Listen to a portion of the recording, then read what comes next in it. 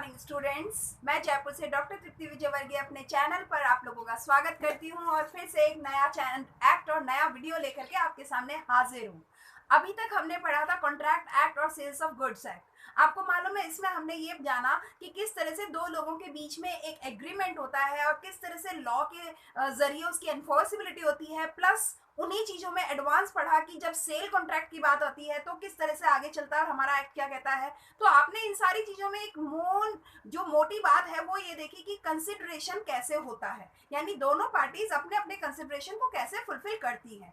अब जो हम एक नया एक्ट ले रहे हैं, द नेगोशिएबल इंस्ट्रूमेंट एक्ट 1881, वो क्या कहता है कि इस कंसिडरेशन को ऑपरेट कैसे किया जाता है। मतलब जैसे अपने सेल्स ऑफ गुड्स एक्ट में पढ़ा कि एक सेलर अपनी चीज की डिलीवरी देगा, ओनरशिप ट्रांसफर करेगा, उसी के सामने जो बायर है वो उसकी डिलीवरी लेगा, एक्सेप्ट करेगा, प्लस पेमेंट करेगा। तो दोनों ने अपने अपने कंसिडरेशन के और प्रोमिसेस को फुलफिल किया है। तो अब यहाँ पे ये बात करते हैं, जो कंसिडरेशन को हमने मनी में कैलकुलेट किया है, उस मनी को ट्रांसफर कैसे किया जाएगा, उसके ट्रांसफर के तरीके की बात कर रहे हैं। तो अगर ट्रांसफर कैश फॉर्म में होता है तो कोई इश्यू ही नहीं है, कैश पेमेंट कहा गया।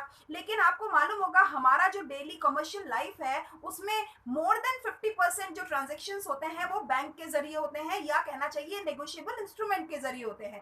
कैश डिलीवरी बहुत कम होती है, क्योंकि हमें मालूम है कि हम अकाउंट से अकाउंट में चीजें पैसे डलवाते हैं, ठीक है, सेफ्टी भी है और अच्छा भी है। तो अब यहाँ बात करते हैं कि ये जो कंसिडरेशन है ये ऑपरेट कैसे होता है। तो जरा इसको समझने की कोशिश करते हैं, एक्ट क्या है, क्या कहता है और इसके अंदर हम क्या क्या पढ़ने वाले हैं।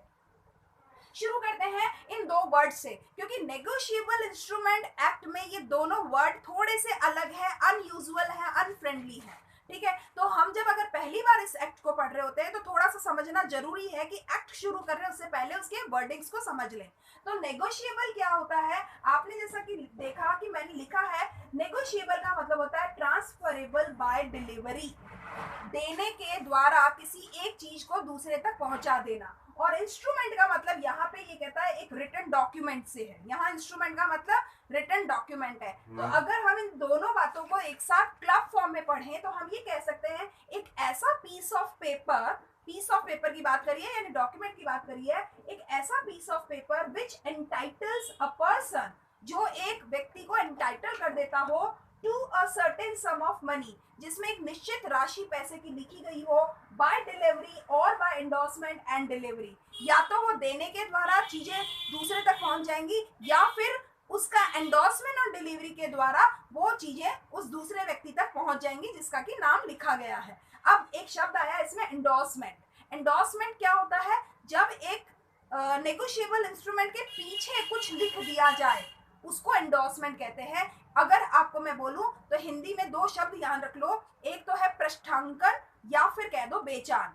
इन दोनों ही चीजों को हम एंडोर्स करना कहते हैं। बेचान का मतलब किसी दूसरे के नाम कर देना, या एंडोर्समेंट का मतलब पृष्ठांकन कर देना, उसके पीछे पीठ पर, उस इंस्ट्रूमेंट के पीठ पर यानी बैक साइड पे किसी का नाम लिख देना, उसको बोलते हैं एंडोर्समेंट।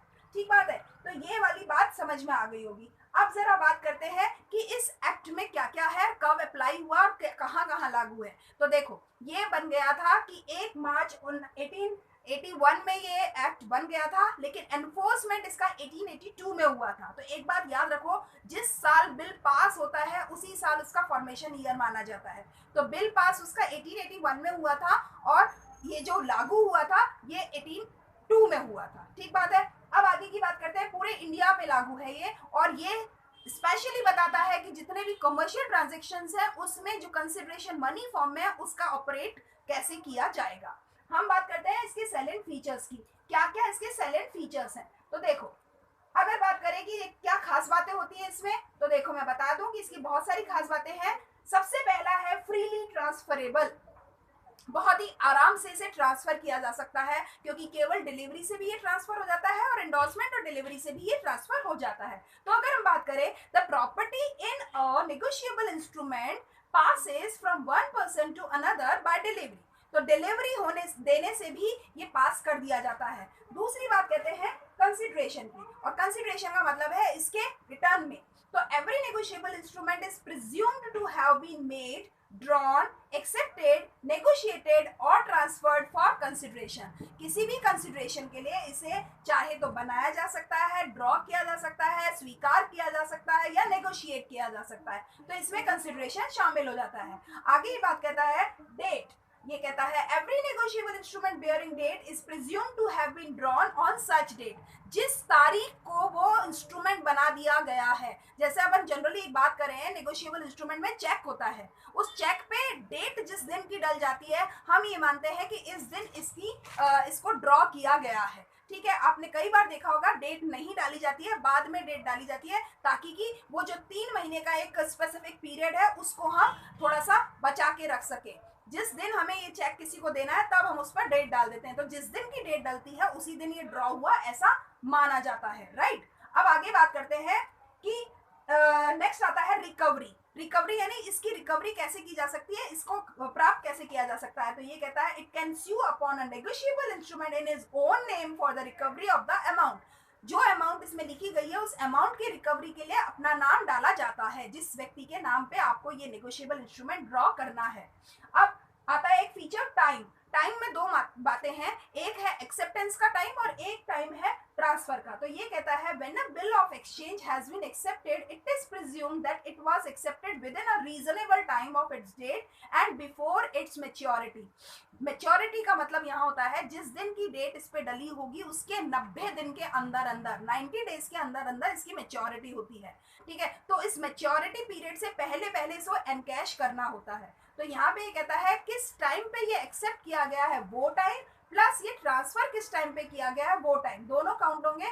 तो every transfer of the negotiable instrument is presumed to have been made before its maturity. तो ये माना जाता है कि 90 डेज से पहले पहले ये ट्रांसफर कर दिया जाए। टाइम ऑफ ट्रांसफर की बात कर रहे हैं, तो अगर आपने जो टाइम ऑफ एक्सेप्टेंस डाला है उसके 90 डेज के अंदर अंदर इसे ट्रांसफर कर दिया जाए, ताकि कि अगली वाली पार्टी जो सामने वाली पार्टी है इसको एनकैश करवा सके और वो मैच्योरिटी पीरियड लैप्स ना होने पाए। ठीक बात है। तो अब ये तो हो गए इसके फीचर्स की बात है, बहुत सारे और भी फीचर्स हैं, मगर ये एक अच्छा है कि आपको ये चीजें थोड़ी थोड़ी धीरे धीरे समझते रहो।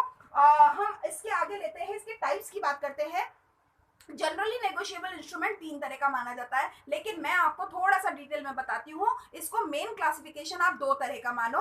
2 तरह के में एक तो स्टेटस वाइज इसका क्लासिफिकेशन है और एक इसका यूजेस या कस्टम वाइज इसका क्लासिफिकेशन है। तो जो स्टेटस वाइज क्लासिफिकेशन है उसको हमने 3 टाइप्स में कहा है। 3 टाइप्स में इसका मतलब हो गया, एक तो होता है प्रोमिसरी नोट्स, एक होता है बिल ऑफ एक्सचेंज और एक होता है चेक्स। ठीक है, तो ये तो हो गए स्टेटस वाइज, इसका स्टेटस है कि ये प्रोमिसरी नोट है या चेक है या बिल ऑफ एक्सचेंज है। और अगर दूसरा जो मेन अपने क्लासिफिकेशन किया है या कैटेगरी डाली है वो है उसके कस्टम वाइज, यानी उनके तौर तरीकों के वाइज या किस तरह से वो यूज किए जाते हैं उस वाइज। उसमें ये कहता है जैसे गवर्नमेंट प्रोमिसरी नोट्स, जैसे गवर्नमेंट अपने अलग तरीके से प्रोमिसरी नोट्स को यूज करती है, बैंकर्स ड्राफ्ट।